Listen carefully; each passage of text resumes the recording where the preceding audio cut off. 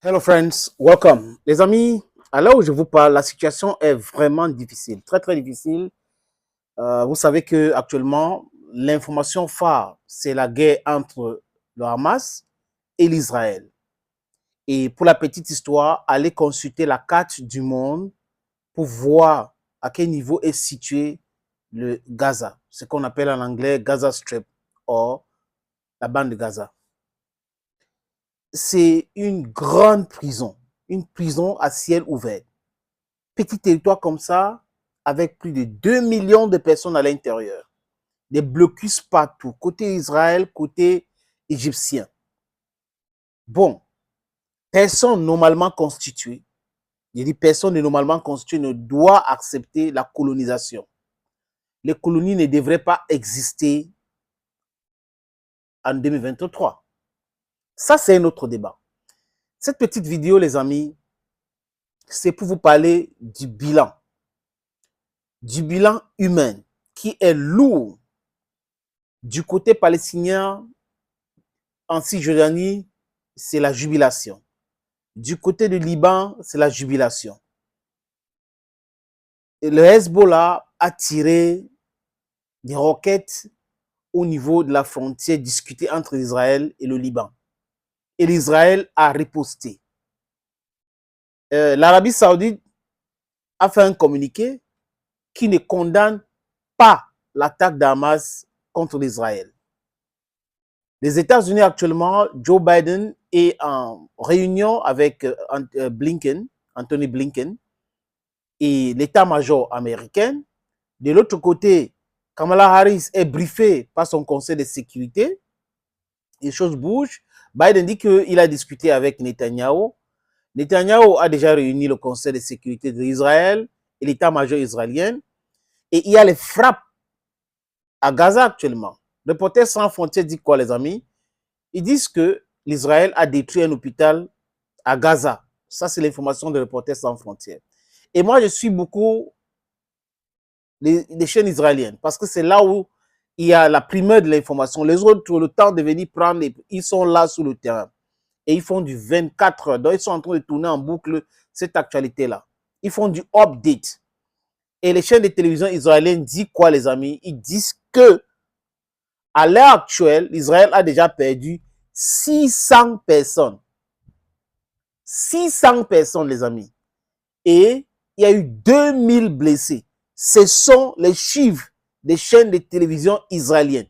Ils sont là sur le terrain, ils font leur travail. Donc, on est en train de compter 600 personnes qui sont parties du côté israélien. Et du côté palestinien, Hamas parle de 310 personnes déjà tuées et 2000 personnes blessées. Dans les deux côtés, on a 2000 personnes blessées du côté israélien, on a 2000 personnes blessées du côté de Gaza, et on a 600 morts du côté israélien et 310 morts du côté palestinien. Et à là où nous parlons là, les amis, ça évolue. Les militants de Hamas sont encore en Israël. On a dénombré 28 endroits en Israël que les militants de Hamas se trouvent actuellement, où il y a les tirs nourris, les corps à corps, maison par maison. Et là, c'est grave la situation. Netanyahou a déclaré la guerre. Il a fait un discours que vous avez vu certainement, où il demandait au peuple palestinien de Gaza de quitter. Maintenant, quitter pour aller où? Voilà la question. Pour aller vers la mer, côté égyptien, c'est bloqué. Côté israélien, c'est bloqué. C'est compliqué. Et l'Israël, actuellement, c'est toujours le bilan, hein, a évacué tous les villages israéliens proches avec la bande de Gaza, a été évacué par mesure de sécurité. Actuellement aussi, les Palestiniens parlent de 35 et plus d'otages qu'ils ont pris. Et personne n'a encore confirmé du côté Israël le chiffre, mais la presse israélienne dit qu'il y a déjà des militaires et des civils capturés par les militants palestiniens. Il y a même un général qui était en charge de la bande de Gaza qui a été capturé.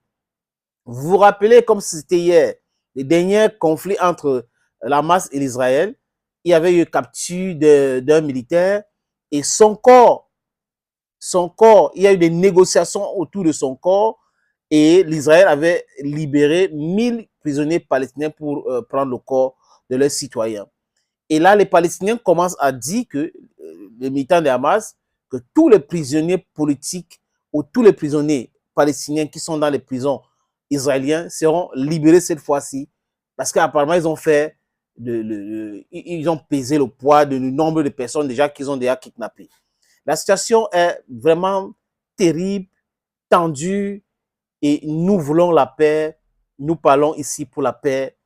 Il faut que la Palestine aille son État.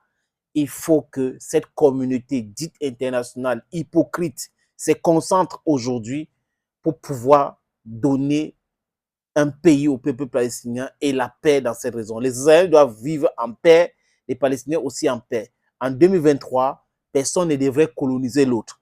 Personne ne devrait gérer l'autre comme ça se passe aujourd'hui dans cette zone-là. C'est toute cette tension-là, tout ce qui se passe qui engendre ce genre de violence. Et on ne peut jamais être trop suffisant, trop fort, hein, trop prudent. On doit faire très attention. Vous avez vu que ce qui se passe là, les services secrets israéliens n'étaient pas au courant. Les services secrets américains qui disent tout ce qui se passe en Ukraine n'étaient pas au courant. Les services secrets britanniques qui racontent tout ce qui se passe en Ukraine n'étaient pas au courant. Donc il y a un manquement. On ne peut pas être fort, puissant, intelligent pour toujours. Je veux dire, quand ça concerne la force brute. On ne peut pas. À un moment donné, il faut comprendre que les négociations, la paix est très importante. Quand on retrouve les extrémistes de toutes parts, ça donne ce que c'est en train de donner aujourd'hui. Et ce sont des civils qui payent. Du côté palestinien, les civils payent. Du côté israélien, les civils payent. Donc, les amis, en bref, 600 Israéliens, selon la presse israélienne, sont morts, 2000 blessés. Côté palestinien, Hamas donne le chiffre de 310 personnes déjà tuées, 2000 blessés, et le conflit continue. Je pense que les Nations Unies vont se réunir. Je parle du Conseil de sécurité des Nations Unies. Il faut faire vite, comme a dit la Russie, les frontières de 67, si les Palestiniens sont d'accord, vraiment pour mettre un terme à cette situation. C'est vraiment pathétique. And also in Africa, we need peace, and we say we don't want people to be colonized any longer. Thank you, friends. God bless you, and bye-bye.